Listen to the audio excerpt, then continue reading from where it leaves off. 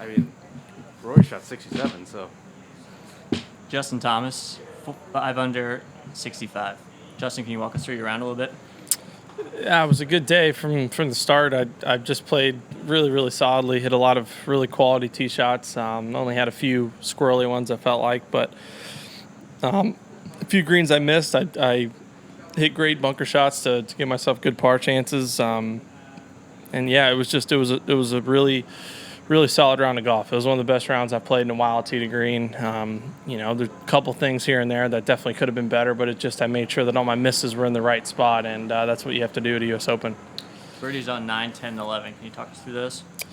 Yeah, I hit a good drive on 9. I just had a 5-iron in, so looking to make a birdie there. It was a difficult pin, and after where it went, it was an easy up and down. It's just like a little bump and run 8-iron to about 5 feet, and then 10 was one of my better irons of the day. It had to, not necessarily between clubs, but it definitely was a little bit off of a 5-iron, and felt like tried to get it up there because I had a little bit of a backstop and just kind of hit this little carved 5-iron in there and landed right next to it about 10 feet or so, and made a really nice curling putt there, and then just play the next hole.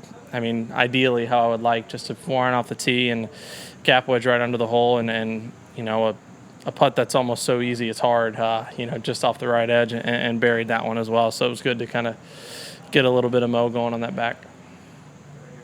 Was that round kind of that different kind of fun you talked about on Tuesday, where it is difficult, but you can go out if you're playing well? Yeah, I mean, 65 is fun no matter where you play, especially at Winged Foot. But it was. I mean, it just was. I was in a really good frame of mind. I was focused. I just was sticking to my routine and playing every shot as opposed to getting ahead of myself. And it's one of those rounds where it's just kind of like next thing you know, you make the putt on 18, you're done for the day. Listen, two things. With how dire the projections were for this week, does the scoring today at all surprise you? No, I mean, the greens are very soft. I thought they'd be a little firmer, but I also understood that, they need to err on this side so they can kind of get them how they want this weekend.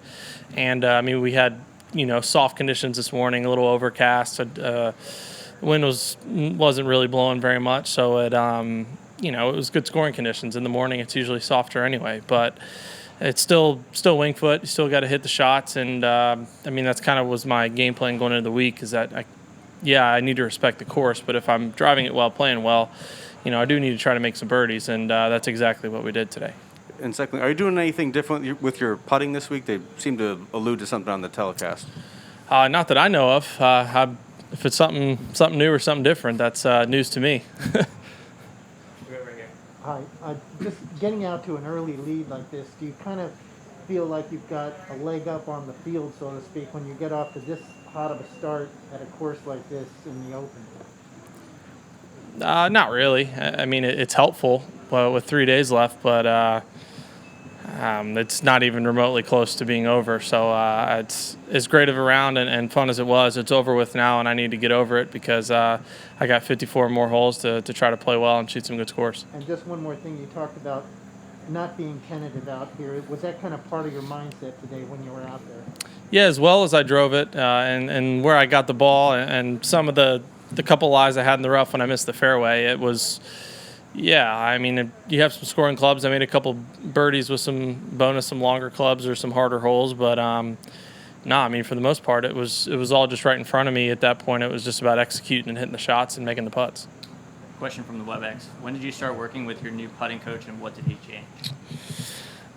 Again, it didn't change much. It was more of a process thing for me. It was more, Matt and I had developed such I felt like a really good setup and a really good stroke, and he did a great job of getting me in that. It just was, I was having a hard time, and we were both having a hard time figuring out why I was missing putts when I got done with the round, and that's an issue because then you don't know what to address. So, I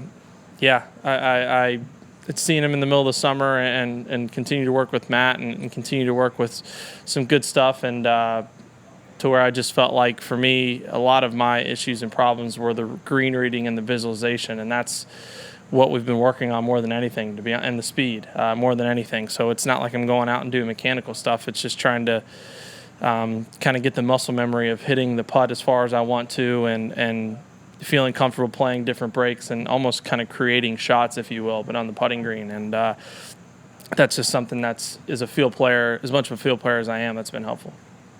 Oh, thank you. Yeah.